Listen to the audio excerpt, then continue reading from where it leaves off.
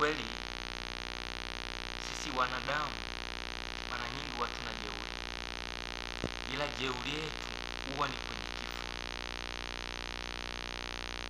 Mwanadamu unapokuwa hai, mtu anapokuambia umwabudu Mungu, unamuona kama mtu ametameti, lakini jeuri yetu iko kwenye kifo.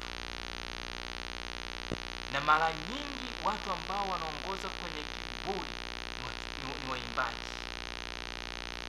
Kwa kweli waimbaji wana kiburi kwenye kumwabudu Mungu. Anaimba, anatoa solo, anapiga sauti ya nne, lakini kumcha Mungu hamna.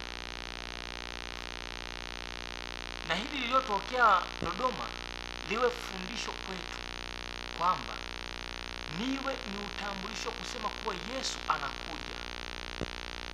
Kama ulikuwa na kiburi, unajua haumchi Mungu, hili litoshe kukwambia wewe mwimbaji mche Mungu. Na sio mwimbaji tu, hata wewe mchungaji, wewe mwinjilisti, mche Mungu. Na wewe unayemtazama, mche Mungu. Maisha yetu yako mikononi mwa Mungu. Muda mfupi tu tunapoteza uhai wetu. Pasipo Yesu, pasipo Mungu hatuwezi lolote. Na ndio maana Mungu anatamani sana tutubu, tumrejee. Ninaumia sana ninapoona watu wanamkataa Mungu, wanakataa kumwabudu Mungu. Hakika hili tukio lililotokea kwenye kwaya ya Kinyerezi, Mungu awatie nguvu na kuwapa faraja, lakini iwe mwanzo wa kujifunza. Sisi tulio hai tujifunze namna ya kumcha Mungu, na tuamini kuwa Yesu anakuja hivi karibuni. Mimi nimeamini kwa kweli. Kifo kinafundisha kuwa mwanadamu hana jeuri yoyote na sehemu yoyote ya kwenda. Maisha yake yote yako mikononi mwa Bwana.